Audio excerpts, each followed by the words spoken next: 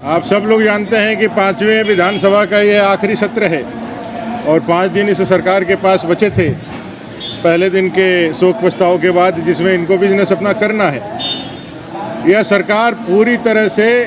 निरंकुश हो चुकी है, जहां किसी की भी आवाज़ नहीं सुनना पसंद करती है। विधानसभा के अंदर आपने देखा होगा,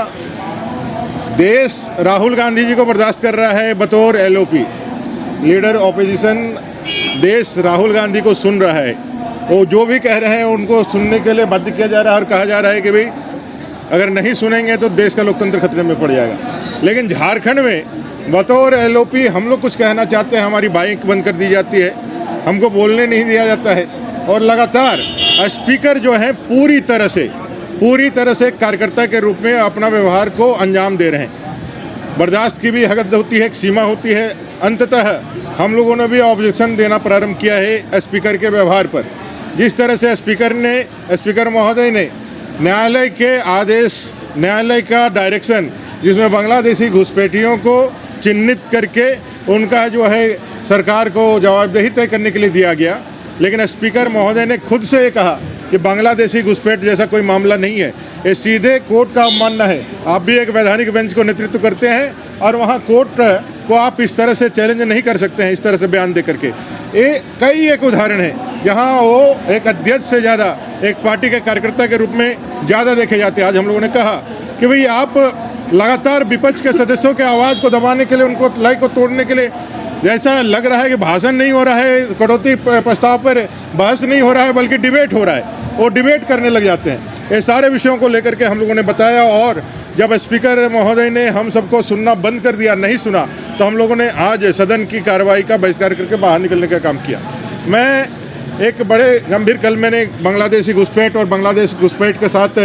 वहाँ जो किस तरह से मुसलमानों को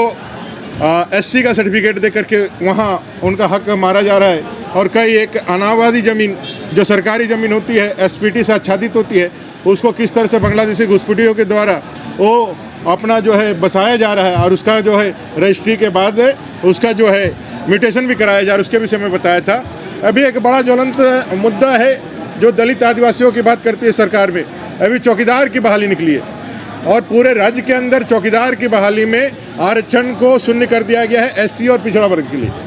मेरा सीधा सवाल है, ये आरक्षण समाप्त करने का जो आप झूठा अपप्रचार लोकसभा चुनाव के दरमियान कर रहे थे, हाथ में संविधान लेकर के भारतीय जनता पार्टी के सरकार के खिलाफ, आप क्या बताएंगे कि भाई आपने किन कारणों से दलितों के आरक्षण को, झारखंड में पिछड़ों के आरक्षण को आपने ख़त्म किया? किन कारणों से आपने चौकीदार की बहाली में दलितों का और पिछड़ों का आरक्षण खत्म करने का काम किया? ये कांग्रेस और जेएमएम, राहुल गांधी जी और उनके दलित प्रेमी होने का ढोंग जो कहते हैं, और राहुल गांधी जी से जो कांग्रेस के नेता है, जो नेता विरोधी दल है देश का, मैं उनसे जानना चाहता हूं, आप बताइए कि किस आधार पर इस झारखंड प्रदेश में दलितों का आरक्षण, पिछड़ों का आरक्षण शून्य कर दिया गया चौकीदार के बहाली में? वहीं जहां वन रक्षक में रेंजर की बहाली निकली है, उसमें भी दलितों का आरक्षण शून्य कर दिया गया है। ये जानबूझ करके ये सरकार जो दलित विरोधी सरकार है, और लगातार कई एक उदाहरण इसका दलित विरोधी चेहरा का है, चाहे आयोग, अनुसूचित आयोग का गठन ना करना हो,